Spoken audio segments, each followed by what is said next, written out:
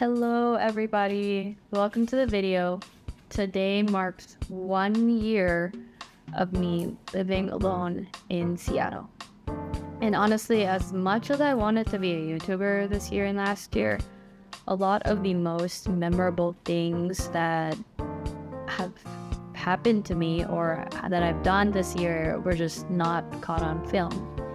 And it really has been some time now since I moved out of my parents' house, even not living alone. But that entire journey has just been, it's just really been a journey. So in this video, no one asked for this, but I want to answer your guys' burning questions that you guys might have. And I will be posting on my Instagram. Let's watch me do that now.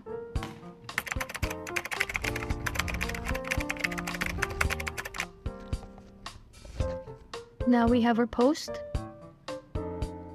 All right, good job, team. I will now leave this on for the next 24 hours, and I will get back to you guys tomorrow to actually answer these questions. The next day.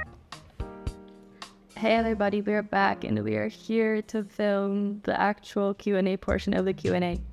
So I've divided up all the questions I got into 4 main categories, just so that you guys can skip around and only watch the parts you want to see. So first we have the general questions, then we have just like general cultural / friendship questions, and then we have work, and we have adulting. Let's go. Part 1, general questions. First one is, it's been a year. And yes, it's been a year as of April 25th, 2023. And I am still figuring it out. So the second question is, where are you now? And I am now in Seattle. I moved from the Philippines, Manila, and I grew up there my whole life, and now I live in Seattle. Third question is, how? Honestly, how I did it was really a team effort, from me getting the skills that I needed to be employable, to moving and being financially and like emotionally supported after I moved from the Philippines to here, and like all that support that I got from everybody. It was really a team effort. So after I graduated college, I actually tried working a bit in Manila, and I felt like I didn't really like it, or more like I really wanted to try something new or like see more of the world. And so I decided to move. And then I was so lucky that literally all my friends and all my family really truly supported me, and I ended up staying with relatives in California and in Vancouver, and I eventually visited people here in Seattle. And I was like, and when I visited Seattle, I was like, oh, this is actually a really cute place. I love the nature. I love that it's quiet. Another thing that I liked is that I did not have to buy a car to live here, unlike if I had settled down in California or Texas or something. Even while I did not have a job, I actually decided to move to Seattle. And was that wise or not? I don't know. But then in the end, I got lucky that after 6 or 7 months of looking for a job, I actually got one, which was great. And it kind of coincided with the time that I wanted to move in. So in that sense, everything worked out, and all that was left is just really just moving my 2 luggages from one state to another, which in hindsight, it seems very simple and very straightforward. But then throughout that time, I had many doubts if I would ever really be able to financially support myself if I moved. There were a lot of these worries, but then I can say now that it's worked out pretty well. Next question is, how many more years are you planning to be abroad? And my answer to this is, it's really hard to say. I'm trying to keep my options open, but I think at least for the short term, I'm still enjoying being abroad. Question, which is not really important, is, that's so cool and brave of you. Thank you. Part 2, culture and friendship. So the first question we got here is, do you have any regrets? And honestly, I've made a ton of mistakes, but I can't really say that I have any regrets. I really just try to do my best every single day, and if it doesn't work out, it doesn't work out. Hello. So the next question is, what are the pros and cons of living alone abroad? And I really love this question, and I'm going to start with the pros. So the first big pro is that there's just so much growth from being outside of your comfort zone. Like, I think from just like having to stay alive, having to making mistakes, making new friends, there's so much room for growing.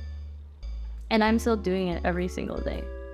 The second big pro is that I think when I moved out, I was really able to discover myself and pursue things that I'm curious about or that I like, like separate from the expectations I felt other people had of me.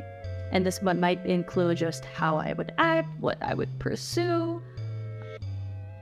And I think it was really refreshing for me to just be in that different kind of environment.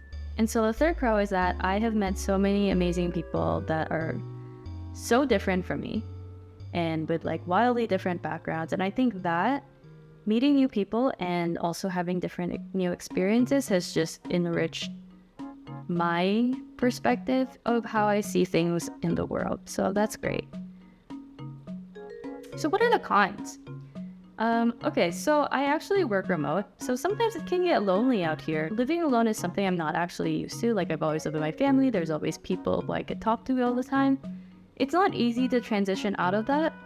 So now when I want to hang out and connect with people, even new friends in person or people I know from Manila and my family, it takes a bit more effort. Next con is that, of course, I miss my family and my friends and my dog. Yeah. Third con is that it could be pretty hard to figure out everything on your own. Although it's not really a con, it's more of a challenge. And there are so many things that I feel like I'm still figuring out. And so my friends and family honestly just carry me at this point. The next question is, do you miss anything from here? And yes, I do. I miss my friends, my family, and my dogs.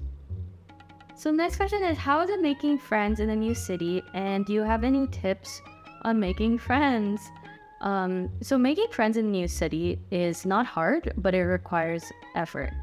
But also, it's something that is 100% in your control. Like, as for tips, and this is also kind of what I did, it's personally, I just had like a few that I know I can count on. I know that I like, and I know we'll have fun together.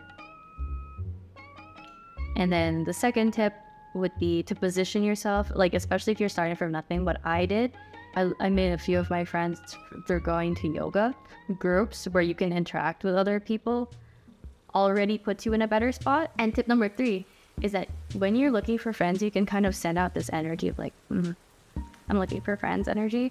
And I swear to you, this works because people will sense it and people will talk to you. Part 3. Adulting and Work. The next few questions are about adulting. How is adulting going? Oh my god, it feels like every single month I have a new thing to deal with. Like, I'm telling you, it's hard. I never even used to understand what adulting meant, but now I think it just means being your own mom. The next question is, what are your expenses? And wow, this is real. Okay, I'll give you a quick breakdown of maybe like an average month. Rent, $17.75. Utilities, $100. Internet, random bills, $100. Groceries, $200 to $300. Each a total, I'd spend around about like $3,400 ish. This is pretty average for a month that I just stay home in Seattle. If I go on a trip, like let's say if I visit my mom and my cousin in New York, and that month the expenses were a lot more expensive. Cost of living in the city and in America is high.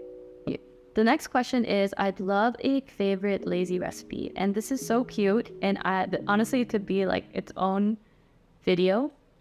But let me just show you really quick on what I like to make or some of the things I eat in general right here. So some could be like a lazy shawu situation, lazy hot pot situation. Another thing could be like a Korean beef and dumpling soup or just steamed dumplings. It could be like a pasta. I like Italian sausage pasta. I like egg on rice. I love egg. I actually really love tomato salad. They're really easy to make. I also eat canned fish. I like vegetables. I love bok choy. I also make this like fake salpicao situation. Sometimes I experiment, like, and so I have like 2 questions here about work. And the first question is, how do you stay productive and not homesick? And I really don't think I'm the best person to ask about staying productive, but I try to do things step by step. And as for not being homesick, I try to talk to my friends and family a lot, like a lot of calls, a lot of FaceTiming. I also ask my mom to FaceTime my dog so I can see her. The next question is, who's your favorite coworker?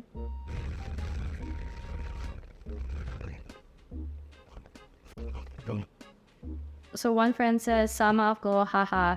And yes, if you want to visit or if you want to hang out, come here. You can stay with me. I have an extra bed. Because I bought a single, but I have upgraded to a full bed. So I have an extra bed. Another person asks, do you vlog? Do I vlog? Another person asks, what I learned from living alone abroad for a year vlog when from Chris. I guess this is it, right? And the last question we have is, how is life and how are you? And thank you very much for this question. And I think I'm doing good. Life is good. Life has its ups and downs. Every day has its ups and downs. But Korean is a work in progress. I just try to take it day by day.